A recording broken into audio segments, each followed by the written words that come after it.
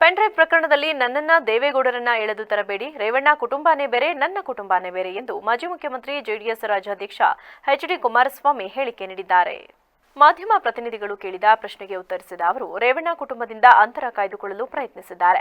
ಈ ಪ್ರಕರಣದಲ್ಲಿ ಎಚ್.ಡಿ. ದೇವೇಗೌಡರ ಹೆಸರು ಏಕೆ ತರುತ್ತೀರಿ, ನನ್ನ ಹೆಸರನ್ನ ಏಕೆ ಎಳೆದು ತರುತ್ತೀರಿ ಎಂದ ಅವರು ತಪ್ಪು ಮಾಡಿದವರು ಶಿಕ್ಷೆ ಅನುಭವಿಸಲೇಬೇಕು, ಉಪ್ಪು ತಿಂದವ ನೀರು ಕುಡಿಯಲೇಬೇಕು ಎಂದು ನಿನ್ನೆಯೇ ಹೇಳಿದ್ದೆ ಎಂದು ಪುನರುಚ್ಚರಿಸಿದ ಅವರು ಕಾಂಗ್ರೆಸ್ ಮಹಾನುಭಾವರು ಕಳಂಕವಿಲ್ಲದೆ ಬಂದವರ, ಇಲ್ಲಿ ದೇವೇಗೌಡರು ಕುಮಾರಸ್ವಾಮಿ ಹೆಸರು ಯಾಕೆ ತರುತ್ತೀರಿ, ತಪ್ಪು ಯಾರು ಮಾಡಿದ್ದಾರೋ ಅವರು ಶಿಕ್ಷೆ ಅನುಭವಿಸಬೇಕು ಎಂದು ನಾನೇ ಸ್ಪಷ್ಟಪಡಿಸಿದ್ದೇನಲ್ಲ. ನಮ್ಮ ಕುಟುಂಬವೇ ಬೇರೆ, ಎಚ್.ಡಿ. ರೇವಣ್ಣ ಅವರ ಕುಟುಂಬವೇ ಬೇರೆ. ಹಾಸನದಲ್ಲಿ ಅವರು 4 ಜನ ಪ್ರತ್ಯೇಕವಾಗಿ ವಾಸವಿದ್ದಾರೆ. ಹೀಗಾಗಿ ಕಾಂಗ್ರೆಸ್ ನಾಯಕರಿಗೆ ಹೇಳುತ್ತಿದ್ದೇನೆ, ಇಲ್ಲಿ ಕುಟುಂಬದ ಹೆಸರು ತರಬೇಡಿ. ಇದು ವ್ಯಕ್ತಿಯ ಪ್ರಶ್ನೆಯೇ ಹೊರತು ಕುಟುಂಬದ ಪ್ರಶ್ನೆಯಲ್ಲ. ವ್ಯಕ್ತಿಯ ಬಗ್ಗೆ ಚರ್ಚೆ ಮಾಡಿಕೊಳ್ಳಿ.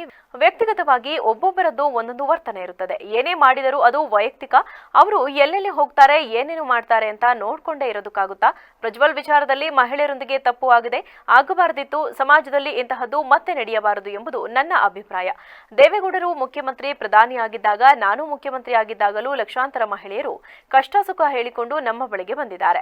ಅವರ ಜೊತೆ ಗೌರವಯುತವಾಗಿ ನಡೆದುಕೊಂಡಿದ್ದೇವೆ. ಅವರಿಗೆ ನೆರವು ಕೊಟ್ಟು ಸಂಕಷ್ಟದಿಂದ ಪಾರು ಮಾಡಿದ್ದೇವೆ. ಯಾರು ತಪ್ಪು ಮಾಡಿದರೂ ಈ ನೆಲದ ಕಾನೂನಿಗೆ ತಲೆಬಾಗಲೇಬೇಕು, ಶಿಕ್ಷೆ ಅನುಭವಿಸಲೇಬೇಕು. ಹೀಗಾಗಿ ಮುಂದಿನ ವಿಷಯಗಳು ನನಗೆ ಸಂಬಂಧವಿಲ್ಲ. ಎಸ್ಐಟಿ ತನಿಖೆ ವಿಚಾರದಲ್ಲಿ ಯಾರ ಮೇಲೂ ಪ್ರಭಾವ ಬೀರುವ ಪ್ರಶ್ನೆ ಇಲ್ಲ.